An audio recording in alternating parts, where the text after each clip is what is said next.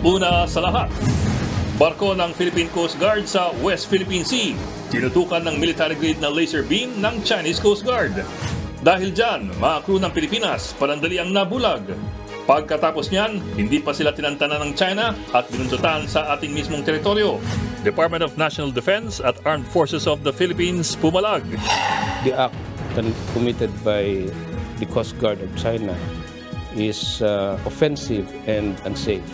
Ang buong detalye, abangan maya-maya lamang. Magandang gabi, Pilipinas. Sa Frontline tonight. Talamak na nakawan at kukulangan ng gamot. Problema ngayon ng mga survivor ng lindol sa Turkey. Mga Pinoy na biktima ng kalamidad, isa-isa namang nire-rescue mga kababayan natin sa Ankara. Mga nagsusulong ng charter change sa Senado at Kamara, itutuloy pa rin ang kani-kanilang mga pagdinig. Yan ay kahit sabi mismo ni Pangulong Marcos, hindi niya ito priority. It's not a priority for me because maraming ibang kailangan gawin eh. Pag-aangkat ng 440,000 metric tons ng refined sugar inaprobahan ng Sugar Regulatory Administration. Higit kalahati niyan pang buffer stock. Pilipinas naunguna sa mahigit 70 bansa sa mundo pagdating sa mga kaso ng bullying sa paaralan. Base po yan sa pag-aaral. Pero mga insidente ng pambubuli underreported pa raw. At pasabog na pilot episode ng FPJ's Batang Quiapo, trending agad.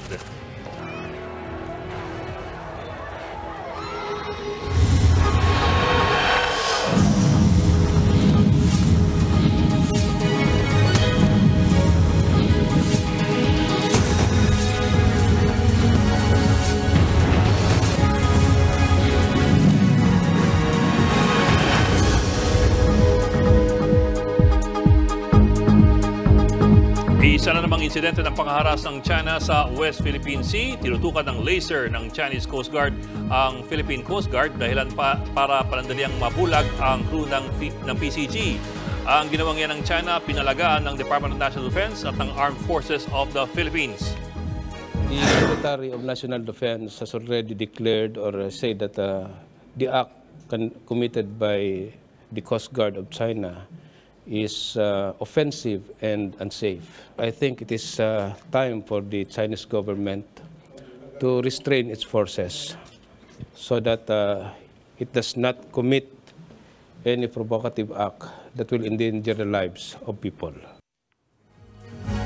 Dagdag pa ng AFP, kung talagang kaibigan ng turing ng China sa Pilipinas, patunayan nila ito at itrato tayo ng naayon sa relasyon. Nasa frontline na balitang yan si Mon Gualvez.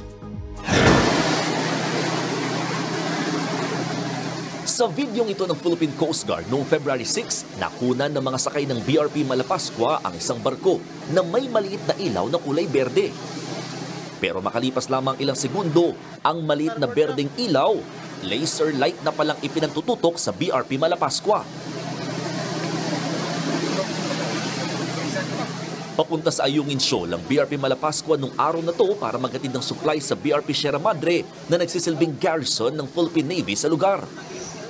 Napag-alaman ng Philippine Coast Guard na barko ng Chinese Coast Guard na may bow number 5205 ang gumamit ng laser light sa BRP Malapascua.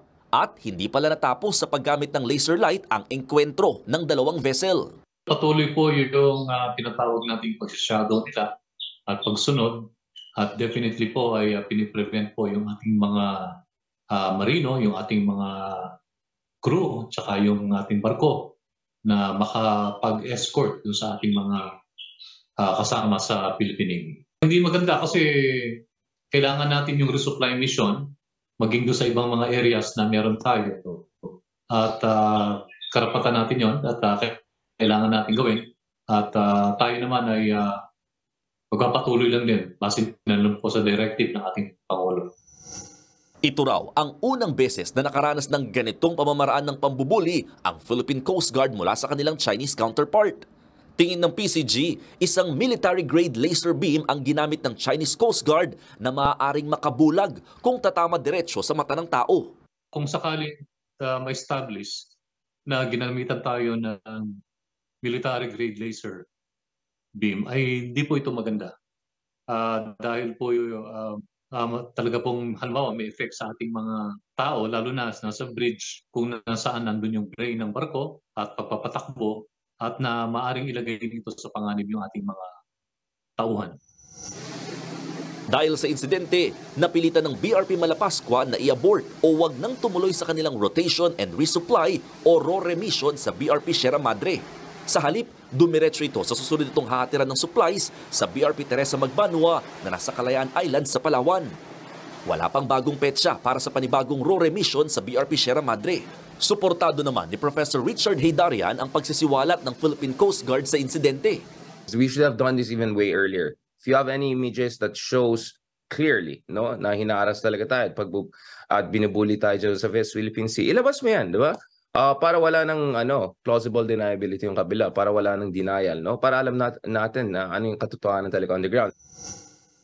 Kung tutuusin daw, diskarte ng China na pagmukaing ibang bansa ang nagsisimula ng gulo kahit na sila ang agresibong nang-aangkin ng teritoryo sa malaking bahagi ng South China Sea.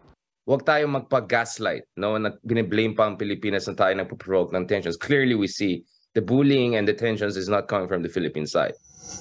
Pangamba ni Heydarian, baka lalo pang tumindi ang harassment ng China sa mga sasakyang pandagat ng Pilipinas, lalo't mainit na usapin din ngayon ang pagpapalawak ng access ng Amerika sa mga base militar ng Pilipinas sa ilalim ng EDCA o ng Enhanced Defense Cooperation Agreement. Most likely, they're also sending a signal to the Philippines na kung i-expand natin yung ating security cooperation with US at ating mga ibang allies, yung mga karibal ng China, then China siguro pwede rin tayo iipitin dyan. Sabi naman ni National Security Advisor Eduardo Anyo, magpapatuloy ang Philippine Coast Guard sa duty nito na ipatupad ang lahat ng maritime laws ng Pilipinas at protektahan ang soberenya ng bansa sa West Philippine Sea. Mandato rin ng PCG na tiyakin ang seguridad ng ating mga mangingisda at suportahan ang resupply operation sa BRP Sierra Madre. Naipaabot na rin daw sa Department of Foreign Affairs ang incident report para mapatawan ng karampatang aksyon ang insidente. Nagbabalita mula sa frontline, Mon Gualvez, News 5. Himayin pa natin itong insidente ng paggamit ng Chinese Coast Guard ng high-powered lasers laban sa tropa ng Philippine Coast Guard sa isang konfrontasyon sa West Philippine Sea. Sinusubukan kasi ng Coast Guard ship na mag-resupply sa detachment ng Philippine Navy sa Ayungin Shoal pero hinaharangan sila ng Chinese Coast Guard. Ayon po sa PCG, itong pagtutok ng Chinese Coast Guard ng laser sa ating Coast Guard ay nagresulta sa temporary blindness sa mga nagpapaandar o piloto ng barko.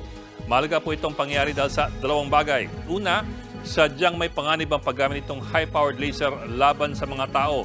At pangalawa, itong dalawang nagkagirian ay hindi mga Pilipino na mangingisda laban sa Chinese Maritime Militia gaya ng dati, kundi Chinese Coast Guard na kumumpronta sa Philippine Coast Guard. At mukhang hindi birong laruan na laser ang ginamit nila.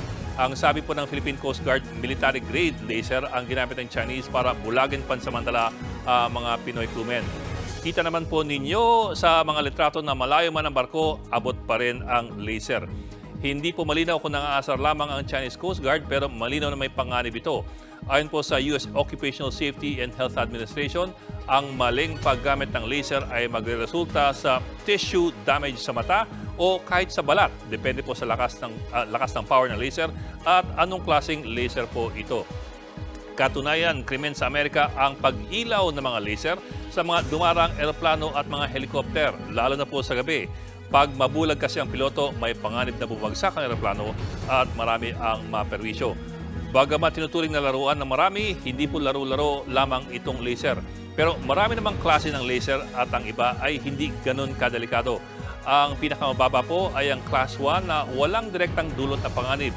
Sa ilalim po nito, yung mga laser printers, mga CD at DVD players. Sa Class 2 naman, peligro lamang ito kung titingnan mo ito ng diretsahan at pangmatagalan. Gaya po halimbawa ng mga barcode scanners. At Class 3 naman ang may immediate skin and eye hazard, depende kung gaano kalakas ang laser power. Kasama po dito ang mga laser pointers na iba-iba ang power, mga laser light projectors at mga industrial lasers na kaya pong umukit ng bakal.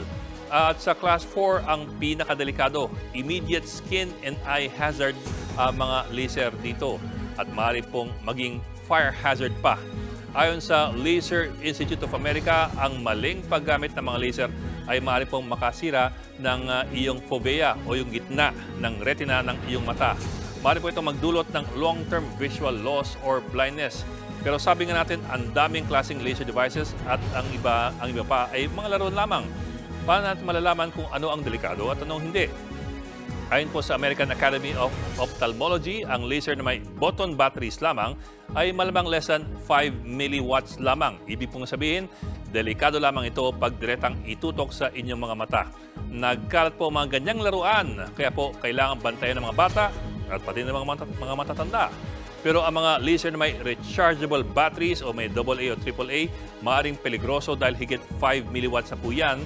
Siyempre po, depende pa rin yan sa output ng laser at sa kulay na rin. Halimbawa, meron ka makikita mga laser na binibenta online na kaya raw magsindi ng sigarilyo o bumutas ng papel. Kung bakit mo kailangan ng ganito, yan po ang malaking katanungan. Napakadelikado po niyan sa kamay ng mga hindi responsable. Ito pa, may mga kulay na mas delikado. Bakit po? Ang mata kasi ay nagre-react agad sa ilaw na malakas kaya agad pumipikit. Pero ang mata kasi ay less sensitive sa mga kulay na blue at violet. Kaya mas mabagal ang kanyang reaction time sa ganyang mga kulay. Kaya po mas mapanganib ang mga blue at mga violet lasers para sa mga mata ng tao. Samantala sa ibang balita, talamak ang nakawan sa Turkey dahil sa dami ng walang makain doon. Problema rin ang kawalan ng gamot bagamat nakapagtayo na ng medical response team ang Philippine team doon. Nasa frontline ng balitang yan si Brian Castillo. Sa mga litratong ito, makikita ang pagpupursige ng Philippine Interagency Humanitarian Contingent na tumutulong sa mga nilindol sa Turkey. Nakadeploy sila sa lungsod ng Adiyaman. Nasa 20 gumuhong gusali na roon ang sumailalim sa assessment ng Philippine team. Ang problema, lumiliit na ang tsansang masagip pa ng buhay ang mga natrap. Ang nasabi nila because yung element na yung life-saving time ay lumampas na. No? So konti na lang yung makukuhang live victims. That's why hindi na tayo nag-prepare ng second contingent. Sa kabila niyan, Pilipinas ang kauna-unahang nakapagpatayo ng medical response team sa lungsod. Marami pong mga health facilities na either not functioning or partially functioning. Yung mga tao rito, wala po silang makuhanan ng mga gamot kasi sarado nga po lahat mga pharmacy. Bukod sa nagkakaubusan ng gamot, talamak na rin ang nakawan sa Turkey dahil walang makain ng mga tao.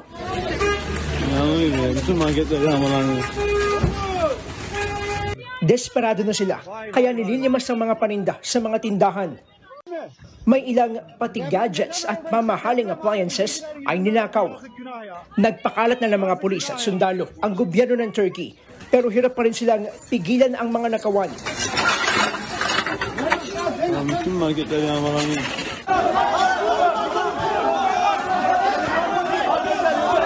Kaya mas lalong nagkagulo dahil mismong mga negosyante na ang nakikipagsakitan sa mga nagnanakaw.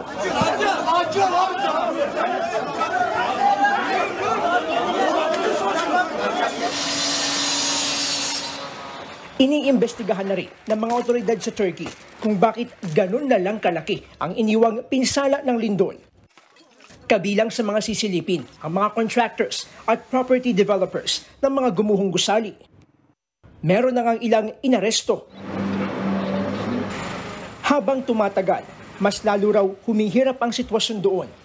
Maging ang Philippine Rescue Team nga, aminadong nagulat sa lawak ng pinsala ng magnitude 7.8 na lindol. Dagdag problema pa nila ang malamig na panahon at ang pagkakaiba ng lengguwahe. Hindi po lahat ng tao dito ay marunong mag-English. Maganda po, meron tayong mga interpreters na mga volunteers na tumutulong sa amin para maintindihan yung pag-approach sa ating mga pasyente.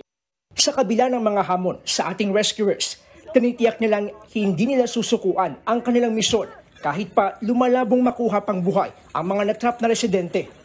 Sa ngayon, mahigit 36,000 na ang patay sa lindol sa Turkey at Syria. Sinigurado na rin ng gobyerno ng Pilipinas na magpapadala tayo ng monetary aid at relief goods sa Syria.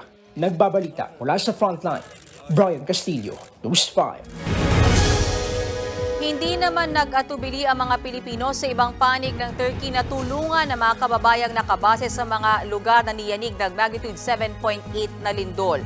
Ang isang shelter nga sa Ankara may kinukup-kup ng higit 60 Pinoy survivors. At live mula sa Ankara, Turkey, nasa frontline ng balitang yan si Jay Orense. Jay, kumusta ang sitwasyon dyan? Ngayon, isang linggo na nga nakalilipas simula ng diyanigin na 7.8 magnitude na lindol ang Hatay region dito sa Turkey at sa North Syria. At ang ilan sa mga kababayan natin nakaligtas sa lindol, nakausap ko dito sa kabisera ng Turkiya, ang Ankara. Ito ang kanilang storya. Si Rolisa Salmes tubong Leyte galing pa ng Hatay region. Kasama ang kanyang anak, lumikas sila papuntang Ankara. Sa una, yung pakiramdam lang namin, normal lang siya. Pero nung pangalawa, pangatlo, super na siyang gumaganon sa umaalog. Una, ginanong ko yung anak ko para hindi siya maano. Tapos nung last na talagang nagsibabaan na kami. Hello. Ang anak niya bagamat nakangiti, alam pa niya ang naramdaman ng yumanig ang gusaling tinitiran. Hiwalay na sa asawa niyang Turkish, si Rolisa. Ganun pa man, nanlumo pa rin siya nang malaman ang dami ng miyembro ng pamilya ng asawang nasawi sa lindol. 4 ang namatay at pahirapan daw ang pagpapalibing. Hindi na nila tinatanggap yung mga patay, so sabi nila kayo na maglibing niyan. Kasi hindi na kaya, more than 24 hours na sila. So buti naman hindi nangangamoy kasi malamig. Ang Pinoy in Ankara community walang hinto sa pagtulong simula pa noong Biyernes ng isa-isang nagdatingan ng mga evacuees mula sa Hatay region. Nakaramdam ako ng paninikip ng dibdib. Yun nga, hirap huminga dahil nakita ko sa mga kababayan natin kung paano sila magdalamhati, kung paano sila nawalan ng tahanan at mga pamilya. Baka man nakakaranas sila ng ganon, nagpapasalamat pa rin sila dahil nakaligtas sila. Ang grupo ni Naji nag-iipon ng mga donasyon ng damit, kumot at pera para pangtusto sa mga kababayan nating naging bakwit dahil sa lindol. Galing po sila sa iba't ibang lugar sa probinsya. Sila po yung tinutulungan namin ngayon dito. Ang shelter kung saan naghahatid ng pagkain at donasyon ng grupo ay nirerentahan ng Embahada ng Pilipinas. Kasama na dito ang iba pang mga pangunahing pangangailangan nila. Nagkaroon din sila ng food kitchen upang mapakain ang mga pansamantalang naninirahan sa Men's Dormitory Center sa Yemenahali sa kabisera ng Turkey. Ang bilang ngayon sa shelter ay umabot na sa 68 katao. May iba pang mga Pinoy organizations ang tumulong sa mga evacuees sa shelter na ang embahada ang nagtaguyod. Patuloy pa rin ang search and rescue operations sa Hatay Province, Mersin at Gaziantep. Ang EU o European Union naman ang patuloy na nananawagan sa mga miyembro ng organisasyon na huwag huminto sa pagtulong sa bansang Turkey at Northern Syria.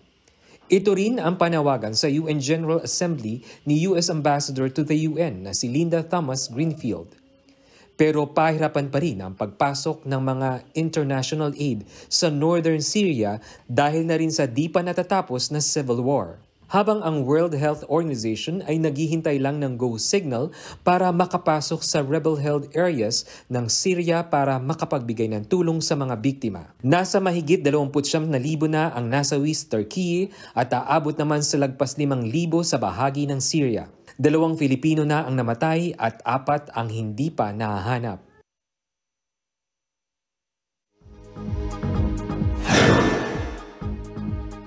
Ed at Mean, habang umuusad nga ang mga araw, marami ang nangangambang baka patuloy na lumobo ang numero ng mga taong nasawi sa lindol dito sa Turkiya at sa North Syria. Mula dito sa Ankara, Turkiya, Jay Orense para sa Frontline. Jay, isang tanong lang sa akin. Yung ulat mo kasi mukhang Pinoy sa kapwa Pinoy na lang yung nagtutulungan. Paano ba yun? Yung mga nabiktima nating mga kapwa Pinoy dyan, yung tulong na nakukuha nila galing na lang talaga sa embahada natin at sa kapwa Pinoy o naaabot pa sila ng Turkish government o wala na sa dami nung naging biktima? I think kailangan nating i-commend no, yung ating embahada dito sa kanilang mabilis na pagtugon sa pangangailangan ng ating mga kababayan dahil noong naganap yung lindol, talaga naman nag-reach out sila doon sa mga affected areas. Sila rin yung nagdala nung iba sa ating mga kababayan patungo dito sa Ankara mula doon sa 3 probinsyang nabanggit ko kanina sa aking report.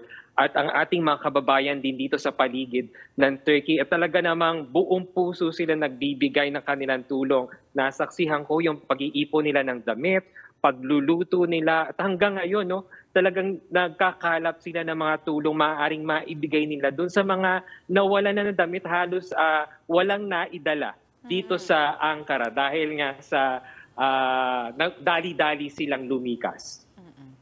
Jay, ako naman isang tanong lang, may nabagit ka kaninang numbers na mga namatay, nasawi na kababayan natin at meron pang missing. Tama ba? 4 ang namatay tapos 2 ang missing. And maliban doon, we are all accounted for so far. Wala nang iba na missing. So far, kukorek ko lang Ed, 2 yung naiulat na nasawi. I'm sorry, nabaliktad. Apat yung missing. Pero ang sinasabi ng embahada, hindi pa nila nasisigurado kung ilan talaga yung tugot kasi hanggang ngayon nga no, hirap pa rin yung rescue operation sa mga apektadong area. Kung kaya sinasabi na patuloy na magmatsak dun sa kanilang update sa kanilang bulletin board. But as of the moment, that's the number.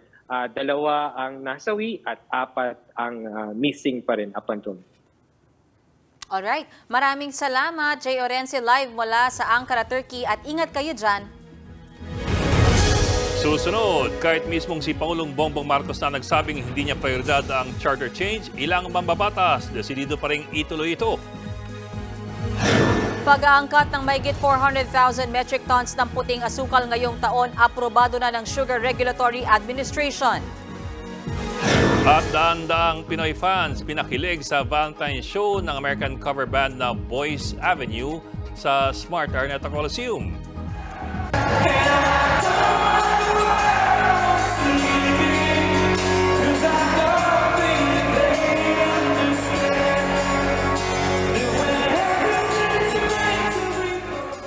Magbabalik pa ang Frontline tonight.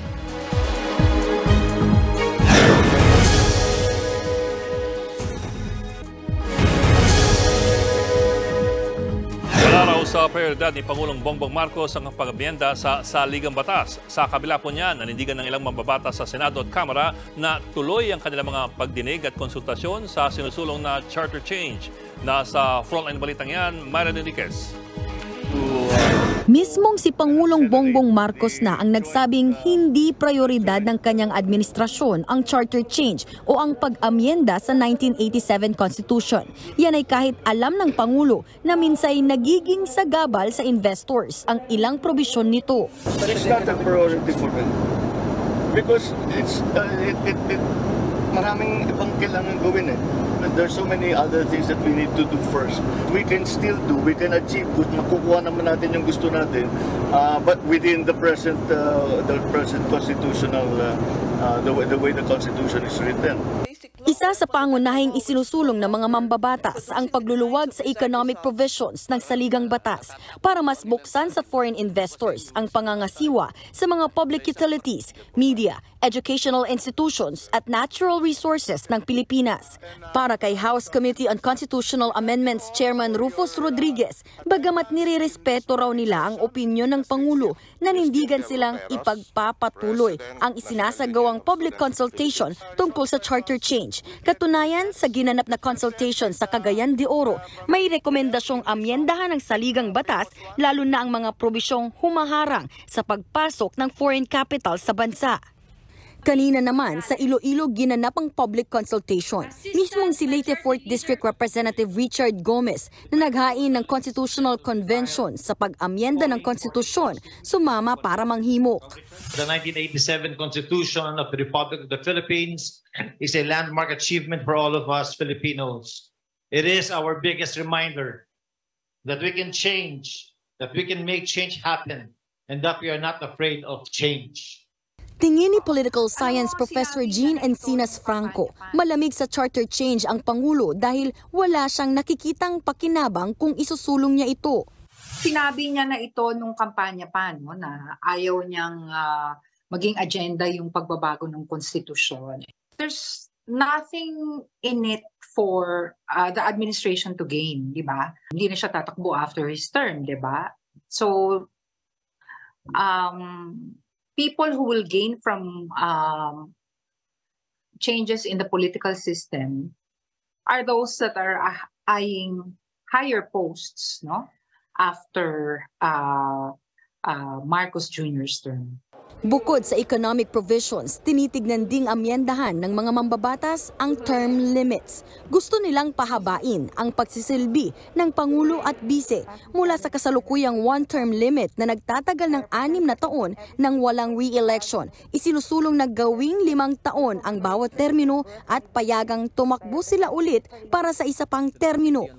Tingin naman ng political analyst na si Professor Robin Michael Garcia, maaaring dumidistansya ang Pangulo sa isyong ito, lalo't ang ama niyang si dating Pangulong Ferdinand Marcos Sr. pinalawig ang termino at nanatili sa pwesto ng higit 2 dekada.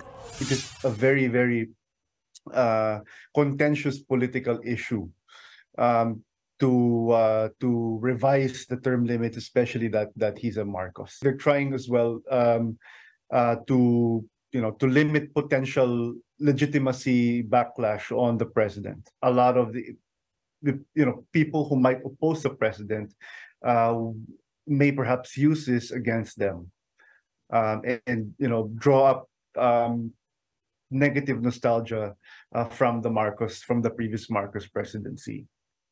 Si Senator Robin Padilla naman na chairman ng Senate Committee on Constitutional Amendments, desididong ituloy ang kanyang mga pagdinig sa isinusulong na pag-amyenda ng saligang batas. Yan ay kahit ilang kapwa-senador na ang nagsabing di nila ito prioridad at dapat unahin ang mga issue na mas malapit sa bituka ng mga Pilipino. Nagbabalita mula sa Frontline, Marian Enriquez, News 5. Pinapawalang bisa ng Makabayan Bloc sa Korte Suprema ang pagpasa ng Kamara sa Maharlika Investment Fund Bill, gayon din ang presidential certification sa panukala bilang urgent. Sa kanilang petisyon sa SC, sinabi ng petitioners na hindi dumaan sa tamang proseso ang pagpasa ng bill sa third and final reading nito noong Disyembre. Inaprubahan raw kasi ang panukala kahit hindi raw nabigyan ang mga mambabatas ng kopya ng final form nito. Nakalusot sa third reading ang Maharlika Fund 3 oras mula ng maribisa ito at ipinasa ito sa second reading. Pinapavoid din ng petitioners ang presidential certification as urgent sa Maharlika Fund Bill. Hindi naman daw nabanggit ang mga katagang public calamity or emergency sa nasabing certification. Kung basahin po ninyo ang certification na binigay ng Malacanang na pinirmahan ni Presidente Marcos, ay wala namang sinabi doon na kaya kailangan ipasa ito dahil merong emergency at calamity. Ang sinabi lang doon, kailangan daw magkaroon ng pondo para for investment. And that is short-circuiting the power of Congress. Kaya gusto nating matigil na itong prosesong ito. Sinabi naman ni Pangulong Bongbong Marcos na mayroong 3 commitments mula Japan para sa Maharlika Fund pero hindi na niya ito idinetalye. Sa ngayon ay dinidinig na sa public hearing sa Senado ang panukala. We have some commitments but I don't think it's appropriate for me to name who they are. But they have, there were already 3 commitments, substantial amounts that they are willing to invest in the fund. So sabi naman ni Speaker Martin Romualdez, may isang senior Japanese official ang interesado sa Maharlika Fund. Kasama si Romualdez sa official delegation ni PBBM sa katatapos lang na working visit niya sa Japan. Suportado naman ang samahan ng sugar producers ang pag-aproba ng Sugar Regulatory Administration ng pag-angkat ng mahigit 400,000 metric tons ng asukal ngayong 2023. Salungat ito sa hinaing ng isang agricultural group na dudang mapapababa ng importation ang presyo ng asukal. Nasa frontline ng balitang yan si Shaila Francisco. Aprobado na ng Sugar Regulatory Administration ang pag-aangkat ng asukal ngayong taon para mapababa ang presyo nito sa merkado. Ayon sa SRA Board, 440,000 metric tons ng puting asukal o refined sugar ang aprobadong volume ng sugar imports ngayong 2023.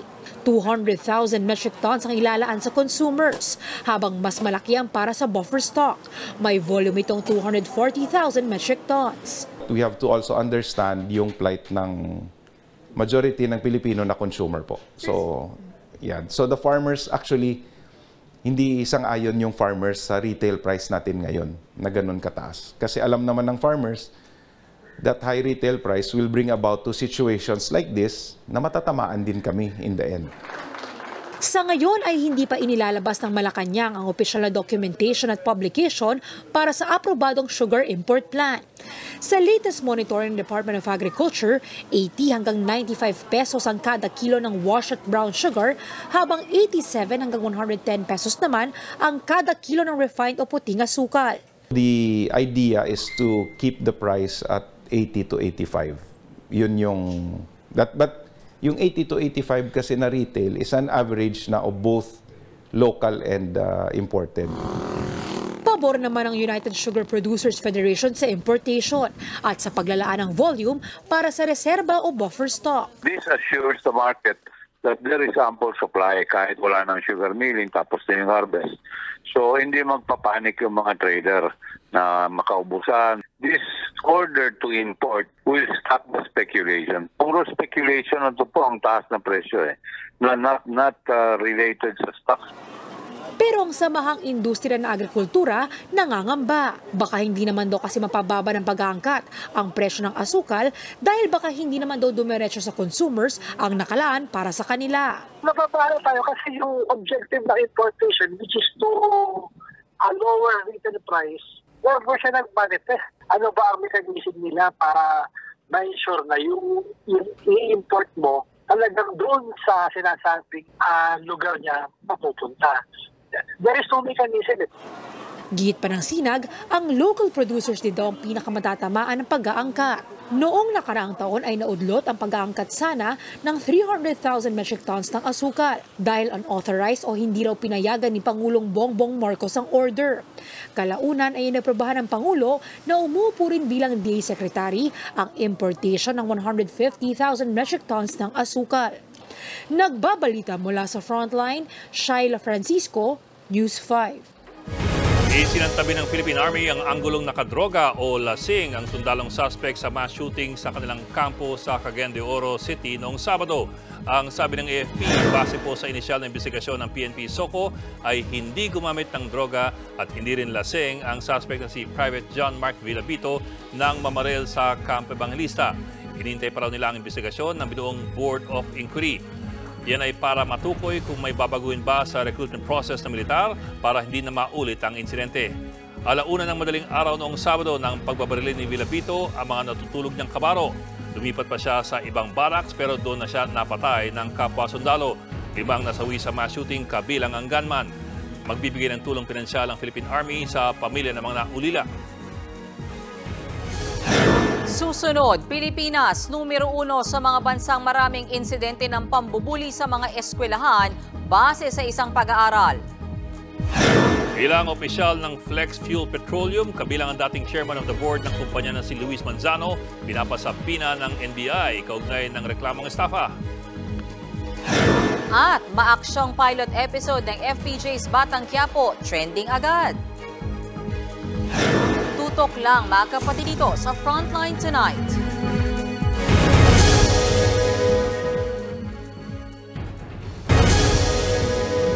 Pilipinas ang nanguna sa pag-aaral sa higit 70 bansa pagdating sa mga insidente ng bullying sa mga eskwelahan.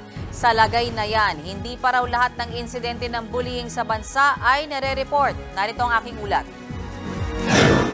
Sa pag-aaral ng Southeast Asia Primary Learning Metrics o CPLM, 63% ng mga estudyante sa grade 5 ang nakaranas ng pambubuli. Pinakamataas yan sa mga inassess na bansa sa Southeast Asia. Sa datos naman ng Program for International Student Assessment o PISA, hanggang 60% ng mga mag-aaral sa Pilipinas sa edad 13 hanggang 17 ang nabiktima na ng bullying. At lumalabas na numero 1 ang Pilipinas mula sa higit 70 bansa pagdating sa mga insidente ng bullying.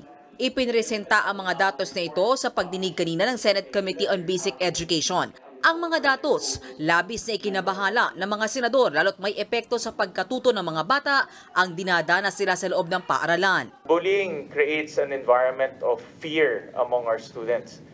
We can experience a lot of dropouts. Some students are not comfortable going to school and they don't concentrate, and hence we see a lot of low scores.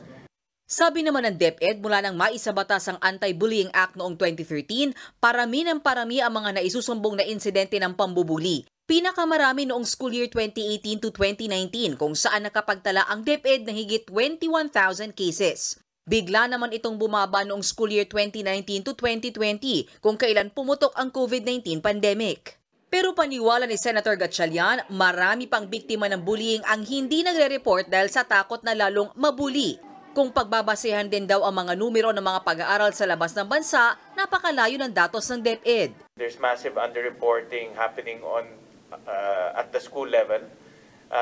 The numbers can probably be at the low of 11,600 and at the high of 264 based on your reports. But the surveys are saying it's between 40 to 65%. No? So, and that's close to about 17 million students. No? If you do the simple multiply it by the number of students in a simple manner. Aminado ang DepEd sa problema sa pag-report ng mga kaso ng bullying sa mga paaralan. Factor din daw dito ang kakulangan ng mga guidance counselor. Pero tinitignan na rin daw nila ang iba pang paraan para maengganyo ang mga biktima na magsumbong. The reason why we wanted to create new avenues for them to directly report. And that's why the Learner Telesafe Center or the Contact Center is intended to help gather reports directly from the learners. Paliwanag naman ng grupong Child Protection Network Foundation, nag-uugat ang pambubuli sa dinaranas ng mismong nambubuli sa kanya na mismong pamilya o mga kasama sa bahay. When we see a bully, we know that that behavior reflects what this bully is already experiencing at home. So intervention with the bully needs intervention of what is happening at home. He himself suffering from physical violence or emotional violence or even sexual violence at home, and then very high domestic violence at home also, mother and father fighting each other. So this behavior of the bully is actually just a reflection of what is happening in the home most of the time. Payo ng mga eksperto, tutukan hindi lang ang mga biktima kundi ang mga bully na estudyante para puksain ang ugat ng problema. At sa panahon ng social media, hindi malabong biktima na rin ng cyberbullying ang mga estudyante.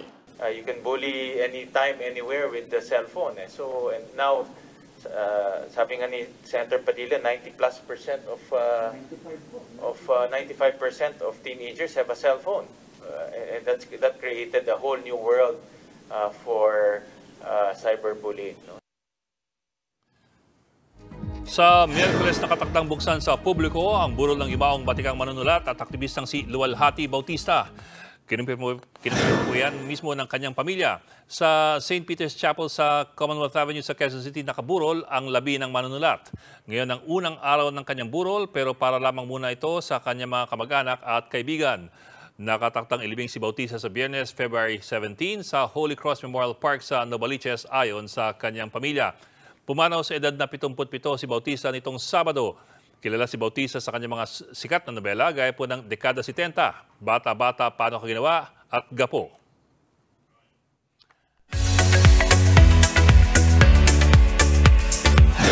Usap-usapan agad ang pagbabalik telebisyon ng nag-iisang hari ng primetime na si Coco Martin sa kanyang mega-seryeng FPJ's Batang Quiapo.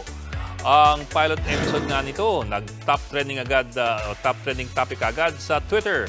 Sa unang gabi ng Batang Quiapo, pinakita na agad ang nakaka-excite na action scene ng isang Coco Martin signature project.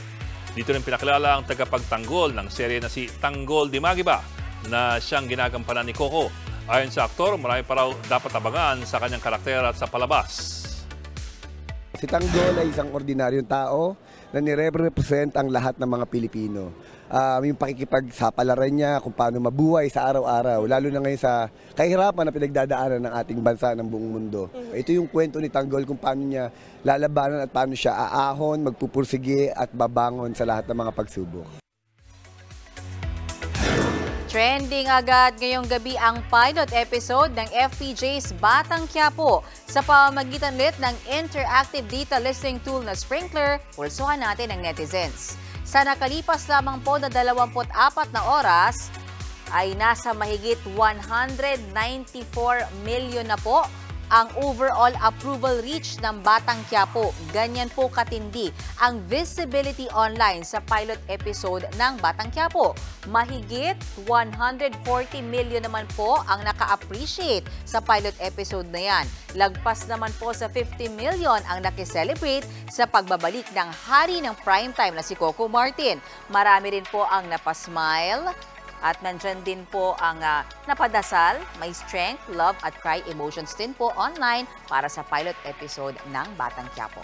Samantala, pinaka-pinag-usapan naman ng netizens, syempre ang aktor na si Coco Martin na siyang bida ng Batang Quiapo. Meron lang naman siyang mahigit kalahating bilyong o 600 million, mahigit kalahating bilyong overall reach o pinag-usapan online. Pangalawa, ang kanyang katandem na si Lovie Po na may halos 100 million overall reach o mentions online. Siyempre, pinag-usapan din po ang iba pang cast ng Batang Quiapo. Kasama po dyan si Tony Fowler, Cherry Pie Picache, mag-amang Mark at Lito Lapid, John Estrada at iba pa pong cast ng Batang Quiapo.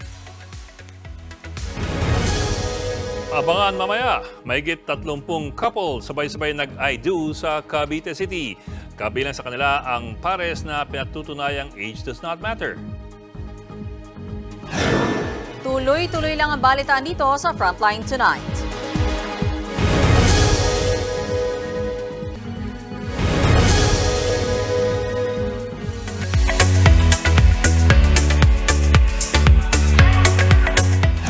Dinagsa ng libo-libong fans ang Smart Araneta Coliseum nitong weekend para sa concert ng American cover band na Boyce Avenue. Pinakilig ng Boyce Avenue ang audience sa acoustic rendition nila ng ilang hit songs katulad ng Yellow, Can't Help Falling in Love with You, Fast Car at Wonderwall. Nagpasalamat ang trio sa mainit na pagtanggap sa kanila ng Filipino supporters. Huling nag-perform ang Boyce Avenue sa bansa noong February 2020. Natapos ang concert sa sing-along ng fans sa kantang Iris.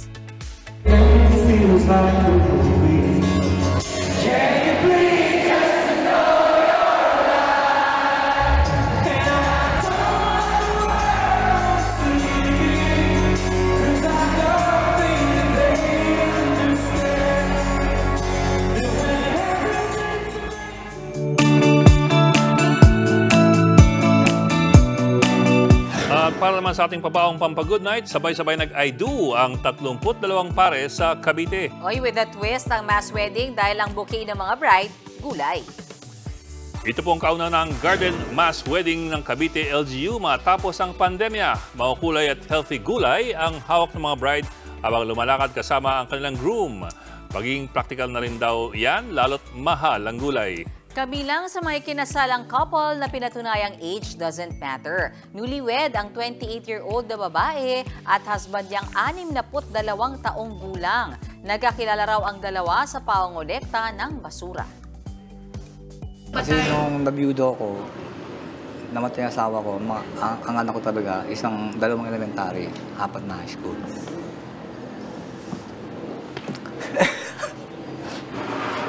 Kaya sabi ko sa sarili ko na, pag-aralin ko muna sila bago ako mag-asawa. Talaga naman mahal nilang isa't isa eh. Bakit ko hindi? Huwag na lang nila intindihin yung mga sinasabi ng ibang tao. Kitman sa garden wedding pa, no? Oh, dapat vegetable garden. Vegetable garden. Para may pulot-pulot pa sila ng vegetables. At yan po, 45 minutes mag-imay sa mahalagang headlines. Balita at diskusyon para sa paghubog ng matalinong opinyon. Kami yung kasangkat sa pagbalita. Ako po si Mean Los Baños. Ako lang po si Edwin Gao. Magandang gabi.